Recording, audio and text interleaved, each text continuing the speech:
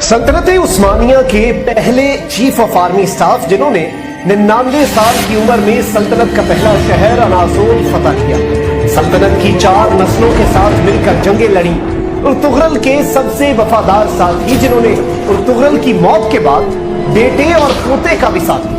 आप जंग में तलवारों के बजाय कुल्हाड़ियों का इस्तेमाल करते थे। जिंदगी में 7 कुल्हाड़ियों का इस्तेमाल किया जो आज भी इस्तांबुल के मिलिट्री म्यूजियम में लोगों के देखने के लिए रखी गई है। जी हाँ, मैं बात कर रहा हूँ तुर्कतलब की। उर्तुगरल के सच्चे दोस्त, साथी और हमदर्द थे। उर्तुगरल की वफात के बाद तुर्कतलब सल्तनत उस्मानिया के बानी उस्मान अव्वल के भी वफादार रहे और हुकूमत में उनके मुआविन थे। उन्होंने 125 बरस की लंबी उम्र पाई और आखिरी वक्त तक मैदाने जंग में सरगर्म रहे। बचपन में मंगोलों ने उनके वालिदैन को शहीद कर दिया था। उनका हथियार उनका मशहूर कुल्हाड़ा था और वो वाहिद जंगजू है जिन्होंने तैगो सेना के बजाय कुल्हाड़े को अपना हथियार बनाया। तुर्कतलब का मकबरा उन्हीं के नाम पर रखे गए एक गांव तुर्कतलब अनिगोल तुर्की के कब्रिस्तान में वाक़ है।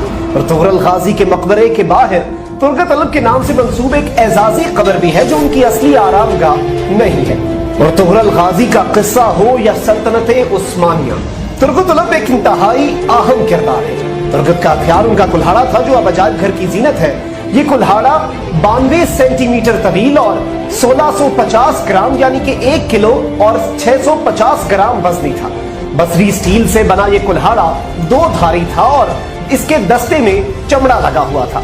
उनका कुल्हाड़ा मशरिक व मगरिब में अब तक का सबसे मजबूत कुल्हाड़ा माना जाता है। उर्तुगरल की वफात के बाद आपने उर्तुगरल के बेटे और खिलाफत उस्मानिया के बानी उस्मान गाजी का साथ दिया और सल्तनत उस्मानिया की पहली जंग में आप उस्मान गाजी के साथ रहे। 1299 में उस्मान गाजी ने आपको अनागोल फतह करने के लिए भेजा।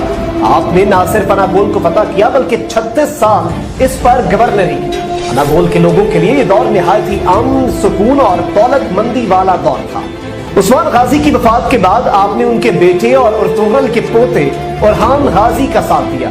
आपको अल्लाह ने लंबी उम्र अता की थी और आप 125 साल की उम्र में दौरान जंग ही शहीद हुए थे और इस हाल में भी आपकी मशहूर कुल्हाड़ी आपके हाथ में थी। आपकी वफात के तकरीबन 500 साल बाद 1877 में एक शहर का नाम तुर्कत के एजाज में रखा गया जो कि मौजूदा दौर के बल्गारिया में वाक़ है।